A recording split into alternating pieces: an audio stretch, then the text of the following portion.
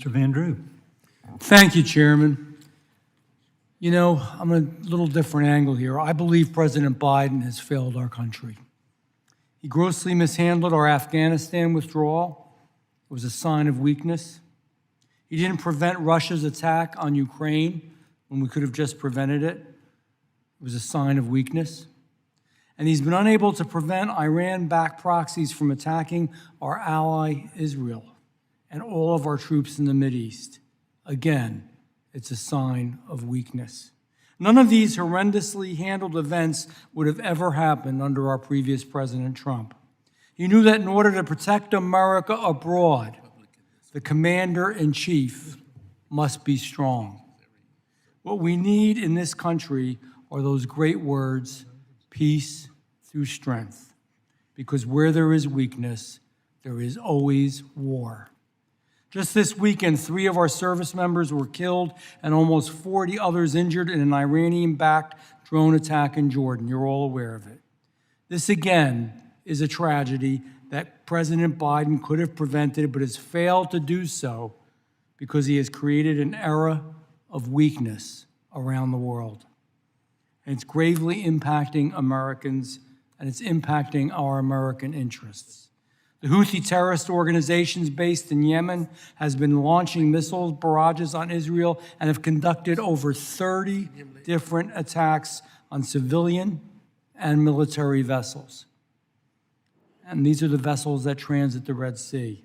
Houthi forces are also responsible for seizing the control of the Galaxy Leader, an ally vessel with 25 human beings on board, all of whom are being held captive by the Houthi terrorists. Dr. Ralby, to your knowledge, what is being done to rescue the hostages from the Houthis? I am not familiar with any negotiations, and I don't think it'd be appropriate to share that in an open forum if I were. Thank you. Okay, so you have no knowledge of it, and I don't think anybody else does either. What can be done to prevent all of these attacks from happening again and again? Your thoughts, Dr. Ralby. To prevent the attacks, we have to draw the Houthi attention away from shipping. That has to be the first step. It doesn't mean that they will stop attacking. It doesn't mean they will stop fighting, but they need to not be attacking global maritime commerce and the seafarers who carry our goods. We need to embolden not only the government of Yemen, but as we said before, the neighborhood in order to help make that happen. So American strength in diplomacy and American strength in its military both require that we help our closest friends recognize their own interests as well. At the moment, we have some hope in the immediate horizon with the EU Naval Force mission that is being sent to the region on the 19th of February. The EU is not a military alliance. The EU is not a sovereign nation state in and of itself. And during the piracy days, we learned an important lesson from the EU Naval Force mission.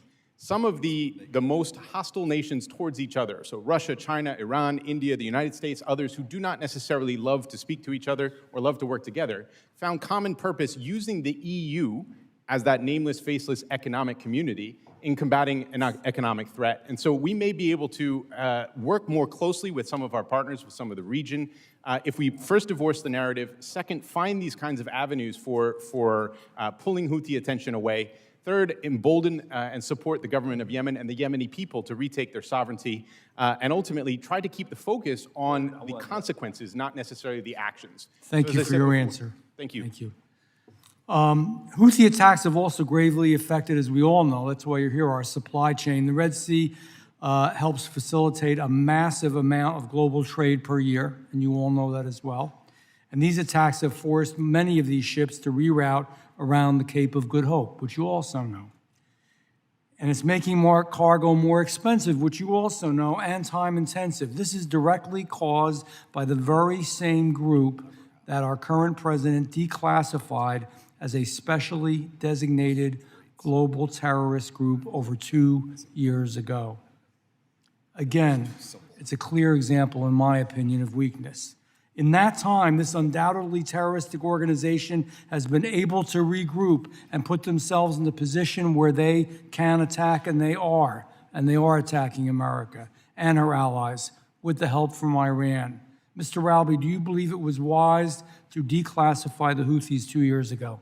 At the time, I did think it was the wise decision. The reason was At that point, there were two major equities at stake. Number one, the humanitarian situation in Yemen was absolutely dire. 6 million people were on the brink of famine, and the ability to negotiate the movement of aid with a foreign terrorist organization controlling the territory was one of the challenges that was being faced. Thank you, and I thank you for the answer. I'm running out of time. I would respectively disagree with you. We are where we are now, and certainly look how that worked out for us. Mr. Chairman, I yield back.